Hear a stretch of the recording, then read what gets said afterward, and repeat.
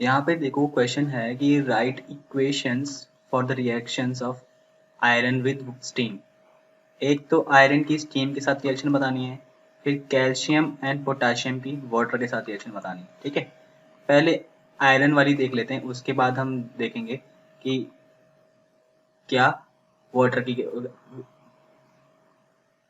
Iron वाली पे पहले ध्यान दें तो हमें पता है कि जब भी कोई मेटल वाटर के साथ रिएक्शन करता है तो मेटल ऑक्साइड बनाता है। जैसे कि क्या, ठीक है, मेटल ऑक्साइड बनाता है और हाइड्रोजन गैस रिलीज होती है। तो होता ही होता है, यहाँ से क्या होता है कि ये क्या चीज O के साथ अटैच हो जाता है और ये H2 यहाँ से डिस्प्लेस हो जाती है। H2 डिस्प्लेस हो गई तो ये हाइड्रोजन गैस बन गई और यहाँ पे क्या बन गया, ये मेटल ऑक्साइड आयरन ऑक्साइड बन गई। ठीक है, अब यहाँ पे तो रिएक्शन हो गई इस चीज के लिए, किस चीज के लिए, कि किस चीज की थी, आयरन विद स्टीम। अच्छा, स्टीम भी तो वाटर ही है, स्टीम भी वाटर है, तो इसलिए इसको भी क्या लिखेंगे, H2O।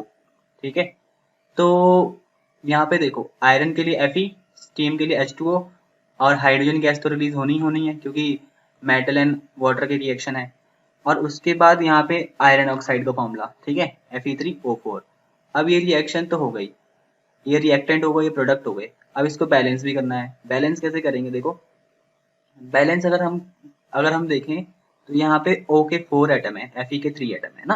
Fe के 3 एटम यहाँ है, यहाँ सिंगल ही एटम है, तो यहाँ पे भी 3 होना पड़ेगा ना। तो 3 के लिए यहाँ पे क्या लिखेंगे हम, यहाँ पे हमको 3 लिखना पड़ेगा। तो ये क्या हो जाएगा, 3Fe plus H2O arrow Fe3O4। अब यहाँ पे देखो O के कितने एटम है, 4। O के कितने एटम है, 4। और लेफ्ट हैंड साइड O के कितने एटम है, सिंगल ही एटम है।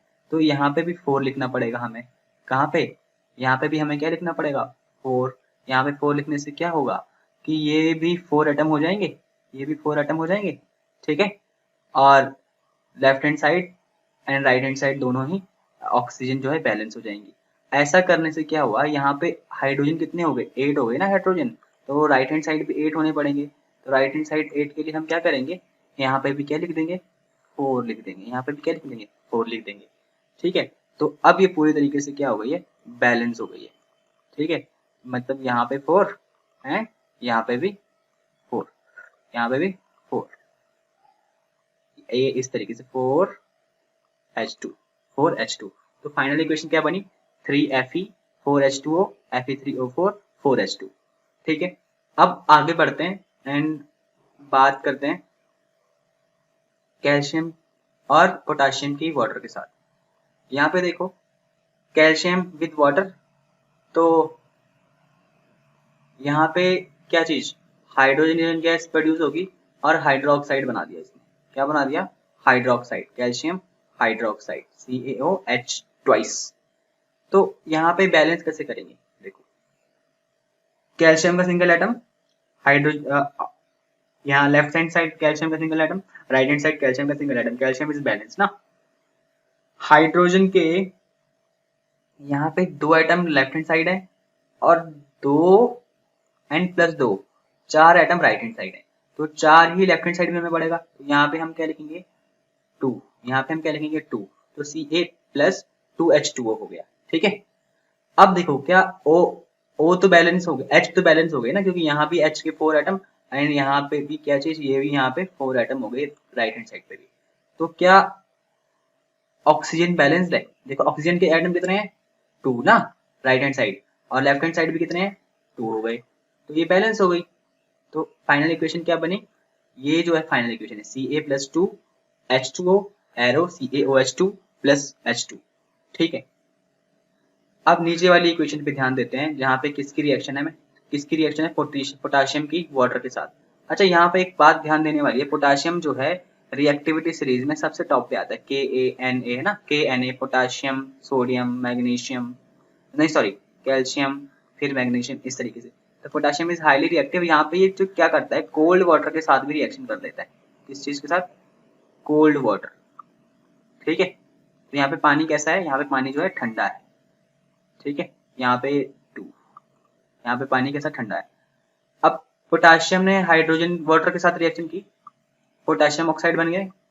ठीक है, पोटाशियम हाइड्रोक्साइड बना और फिर हाइड्रोजन गैस रिलीज हुई, ये तो होनी होनी है। तो क्या ये बैलेंस है, हमें तो ये देखना है क्या ये बैलेंस है। Potassium single atom balanced. अब देखो ऑक्सीजन का सिंगल एटम बैलेंस्ड। अब राइट हैंड साइड देखो, हाइड्रोजन के 3 एटम है एंड यहाँ पे हाइड्रोजन के 2 ही एटम, तो ये बैलेंस करने पड़ेंगे। बैलेंस कैसे होंगे देखो, बैलेंस इस तरीके से होंगे, ये देखो हम इसको क्या चीज 4 बना सकते हैं ना, कैसे, यहाँ 4 एटम हो गए, ठीक, तो यहाँ पे भी 2 लगाया, यहाँ पे 2 लगाया, तो हाइड्रोजन के 2 प्लस 2 4 हो गए एंड लेफ्ट हैंड साइड पे भी 4 हो गए ना, लेफ्ट हैंड साइड पे भी कितने एटम हो गए 4। अब बाकी चीजें बिगड़ गई, ठीक है, राइट हैंड साइड पे भी 4। अब ऑक्सीजन के कितने हो गए 2, ऑक्सीजन के 2 एटम हो गए, ऑक्सीजन के यहाँ पे भी 2 एटम हैं, तो ऑक्सीजन भी बैलेंस्ड है। अब यहाँ पे बैलेंस क्या नहीं, बैलेंस जो है पोटाशियम नहीं है, पोटाशियम के यहाँ पे 2 एटम है and left hand side single he atom है, तो क्या करना पड़ेगा, यहाँ पे भी हमको क्या करना पड़ेगा 2k। फाइनल इक्वेशन क्या बन गई, फाइनल इक्वेशन जो बन गई 2k plus 2H2O 2KOH plus H2, तो ये क्या है हमारी फाइनल इक्वेशन।